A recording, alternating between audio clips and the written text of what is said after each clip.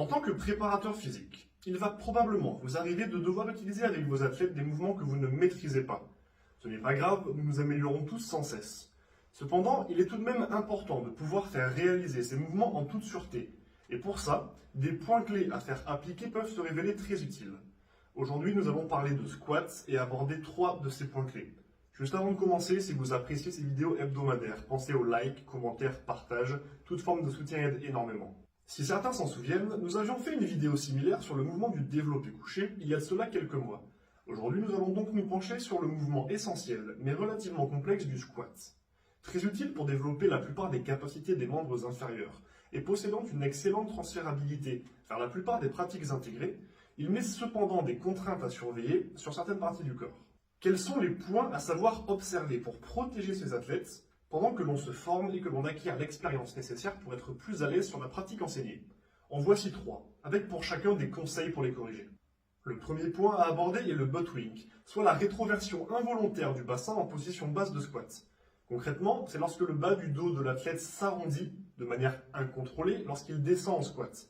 Vous l'observerez donc plus souvent dans les disciplines dont la pratique requiert le travail du squat complet. Comme nous le savons, un mouvement involontaire signifie que l'athlète n'exerce plus de contrôle sur la partie du corps en mouvement, ce qui peut mener à des problèmes. Cette rétroversion va donc arriver lorsque la profondeur devient trop grande pour la mobilité de l'athlète et qu'il va être obligé d'arrondir son bassin pour se rééquilibrer. Et oui, plus vos chevilles sont raides, plus vous aurez de problèmes à faire avancer vos genoux. Et si vos genoux n'avancent pas assez, vous allez devoir pousser vos fesses vers l'arrière pour compenser. Vous allez finir par être déséquilibré et basculer vers l'arrière, sauf si votre bassin prend cette position arrondie pour vous rééquilibrer. Pour voir ce défaut chez vos athlètes, observez-les de profil. Si vous constatez ce défaut, dans un premier temps, limitez l'amplitude de votre athlète pour ne pas que cette déformation ne soit trop flagrante et ne lui cause des problèmes. Puis évaluez sa mobilité de cheville. Si elle a besoin de travail, développez-la et pendant ce temps, autorisez votre athlète à squatter avec une cale sous les talons pour lui permettre de compenser autrement. Attention tout de même, une certaine raideur du tendon d'Achille peut être intéressante dans certaines disciplines. Il faut donc trouver le juste milieu. Enfin, précisons que ce défaut, comme les 2 autres dont nous allons parler aujourd'hui, n'est pas dramatique s'il est léger. Ne paniquez pas, si vous le constatez, non seulement la blessure n'est pas immédiate, mais elle n'est même pas systématique. Le second point dont nous allons parler concerne les hip shifts et les rotations. Concrètement, c'est un mouvement latéral du bassin pendant la descente ou la montée d'un squat.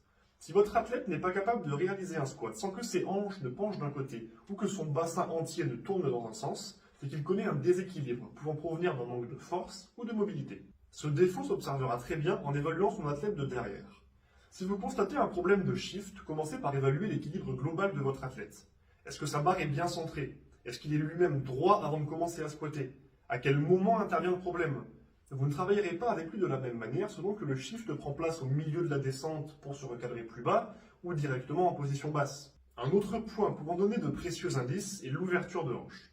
Toujours de dos ou éventuellement de face par rapport à votre athlète, regardez si ces 2 jambes s'ouvrent de la même manière. Vous imaginez bien que si l'un des genoux est complètement ouvert, alors que l'autre est figé droit devant lui, c'est le bassin qui va devoir compenser d'une manière ou d'une autre ce déséquilibre et en payer les frais. Dans cette situation, une évaluation puis une éventuelle correction des problèmes de rotation de hanche, interne et externe, peut donner de bons résultats. Le troisième et dernier point dont nous allons parler est le knee cave, et c'est le fait d'avoir un ou les 2 genoux qui rentrent excessivement lors de la remontée d'un squat.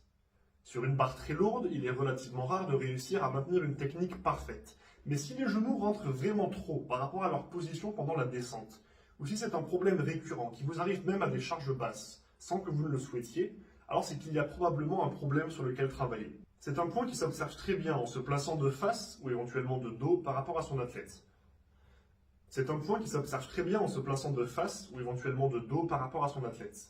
La plupart du temps, le problème viendra d'une faiblesse des muscles abducteurs de la hanche. Le renforcement de ces derniers devrait donc régler le souci avec un testing pour vérifier que les 2 jambes ont sensiblement les mêmes capacités. Notons également que dans le cas d'un knee cave d'un seul côté, le déséquilibre peut causer un shift, évoqué dans le point précédent.